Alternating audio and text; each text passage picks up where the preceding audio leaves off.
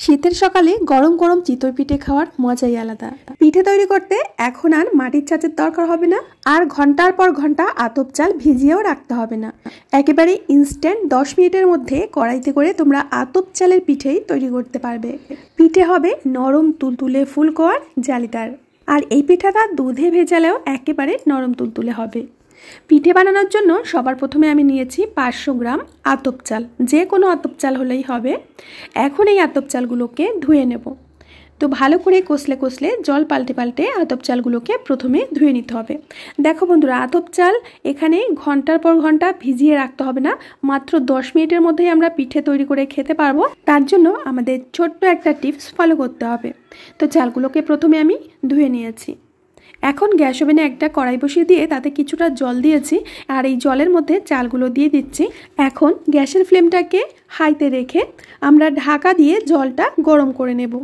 মোটামুটি এখানে 2 মিনিটের থেকে বেশি কিন্তু রাখা যাবে না, 2 মিনিটই এইভাবে ঢাকা চাপা দিয়ে রাখতে হবে। 2 মিনিট পর আমি ঢাকনাটা খুলে নিচ্ছি। আর এই 2 মিনিটের মধ্যেই কিন্তু জলটা বেশ গরম হয়ে গেছে। এখানে কিন্তু ভাতটা উতরে গেলে হবে না, জলটা শুধু গরম করতে হবে। তো খুব ভালো করে চালটাকে ওপর নিচ করে দিয়ে গ্যাসের ফ্লেমটাকে বন্ধ করে ঢাকা চাপা করে রেখে দেব 10 মিনিট। 10 থেকে 15 মিনিট পর আমি ঢাকনাটা খুলে নিচ্ছি। আর তোমাদের আমি দেখিয়ে দিচ্ছি চালগুলো কিন্তু ভিজে একেবারে সাদা সাদা হয়ে গেছে। এখন চালগুলোকে বেটে নিতে হবে। এর জন্য আমি একটা মিক্সিং জার নিয়েছি। এই জারের মধ্যে আমি চাল দিয়ে দিচ্ছি। এখানে প্রথমে 3 হাতা মতো চাল দিচ্ছি, আর 1 হাতা মতো গরম জল। জলটা কিন্তু অবশ্যই উষ্ণ গরম রাখতে হবে।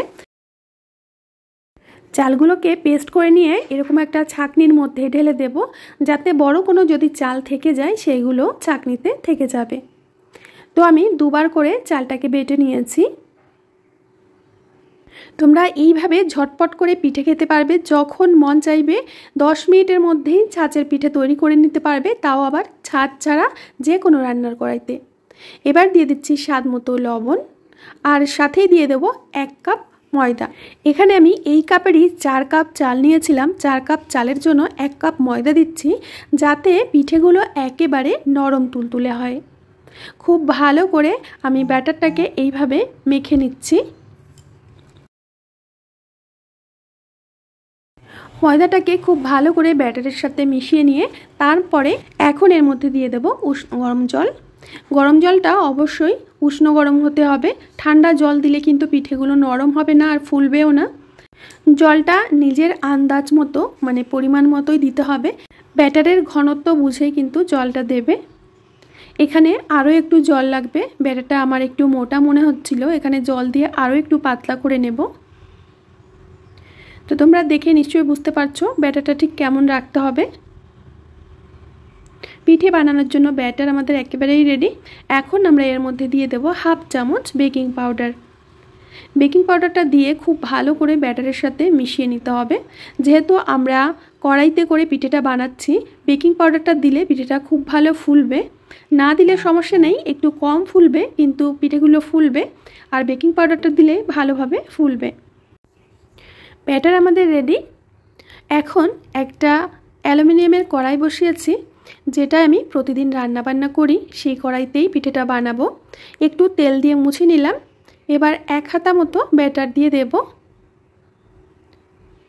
পিঠেগুলো একটু বড় বড় বানাবো, তার জন্য একটু বেশি ব্যাটার দিচ্ছি। এবার ঢাকনা দিয়ে ঢেকে লো আঁচে অপেক্ষা করে নিয়েছি 3 থেকে 4 মিনিট। তারপরে ঢাকনাটা খুলে তোমাদের দেখাচ্ছি পিঠেটা কতটা ফুলকো হয়েছে। দেখতেই পাচ্ছ ফুলে কিন্তু অনেক বড় হয়ে গেছে। এখন আরও একটা পিঠে আমি তোমাদের বানিয়ে দেখাচ্ছি। আর এই পিঠেগুলো হতে খুব বেশি একটা সময় লাগে না, মোটামুটি 3 মিনিটের মধ্যেই কিন্তু পিঠেটা হয়ে যায়। আবারও ঢাকা চাপা দিয়ে 3 মিনিট অপেক্ষা করার পর তোমাদের দেখিয়ে দিচ্ছি পিঠেটা কত সুন্দর ফুলকো হয়েছে আর জালিদার হয়েছে। এ দেখো, একইভাবে আমি একে একে প্রত্যেকটা পিঠে বানিয়ে নিচ্ছি। আর তোমাদের একটু দেখিয়ে দিচ্ছি পিঠেগুলো কতটা নরম তুলতুলে হয়েছে। এ দেখো, প্রথম দিকে যে পিঠেগুলো বানিয়েছি সবই গরম গরম খাওয়া হয়ে গেছে। পরে আবার আমি এই পিঠেগুলো বানালাম। তো বন্ধুরা, যখনই মন চাইবে 10 থেকে 15 মিনিটের মধ্যে তোমরা ঠিক এইভাবে কড়াইতে করে চিতই পিঠা বানাতে পারবে। আর তোমাদের দেখিয়ে দিচ্ছি পিঠেগুলো কতটা পরিমাণে নরম তুলতুলো হয়েছে। বন্ধুরা, এখন আর পিঠে বানানোর জন্য মাটির ছাঁচের দরকারই হবে না। রান্নার কড়াইতে করে ঝটপট করে পিঠে বানিয়ে খেতে পারবে। আর পিঠেগুলো কতটা পারফেক্ট জালিদার আর নরম তুলতুলে ফুলকো ফুলকো হয়েছে নিশ্চয়ই দেখে বুঝতে পারছো। আর এই পিঠেগুলো দুধের মধ্যে ভেজালে কিন্তু একেবারে নরম তুলতুলে হয়ে যাবে। দেখতেই পাচ্ছ ভেতরটা কতটা পরিমাণে জালিদার হয়েছে, একেবারে মাটির ছাঁচের পিঠের মতোই হয়েছে। বন্ধুরা, আশা করছি আজকের রেসিপিটাও তোমাদের অনেক ভালো লেগেছে। ভালো লাগলে লাইক কমেন্ট শেয়ার করবে। আমি আজ এখানেই বিদায় নেব, আবার আসবো নতুন রেসিপি নিয়ে। ততক্ষণের জন্য সবাই ভালো থেকো, সুস্থ থেকো, সকলকে সুস্থ রেখো।